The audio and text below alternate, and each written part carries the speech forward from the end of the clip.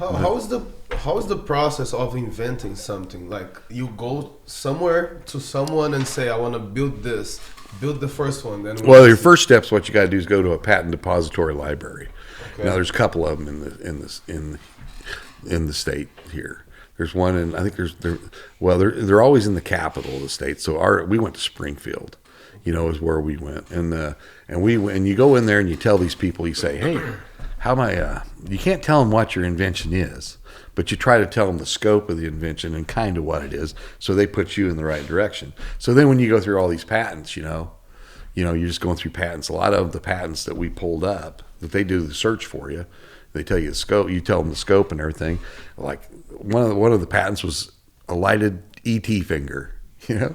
Flashlights, a lot of stuff like that, and just things like that. And like I said, we found like 4 other lighted aeronaut patents, and different ways, and I never even would have realized it had been invented before.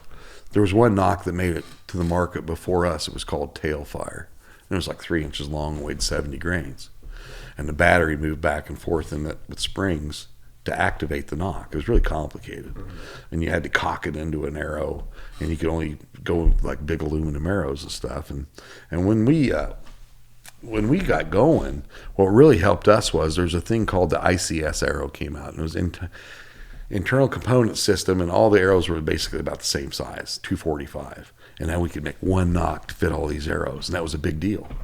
Crossbow came a lot later. There was like 18 different sizes for crossbow nocks, but now it's getting to be one size, 300. So it's just gotten a lot easier for that. But back to looking for the patent now, most people will pay a lawyer like $10,000-$15,000 right off the bat to do a patent search for them, but you can do all that yourself. You can do all. Eric didn't have no money for that. We didn't have any money for that, and so when we did that, and we did the next step, and then we had to write the patent. So we had to have somebody to write the patent, and we took a patent agent. We met in Peoria. His name was Jim Golden, and Jim wrote the patent for us. And and you got to make all these pictures for the patent and everything. And the day you turn your patent in is the date on your patent. Now it takes a couple years to get that patent, whether you're issued it or not. But that's the original date of the patent, is the day you send it in. So when you get a 5 or a 10 year, or is there a certain... It's 20 years. So 20 years, and it starts that day you submit basically the full application. Mm-hmm. But what's 20 years? The patent's good for 20 years. So after 20 years, someone can do the same thing? Yeah. Now, Raven Crossbow. We made nocks for Raven Crossbow, made tons of them for Raven Crossbow.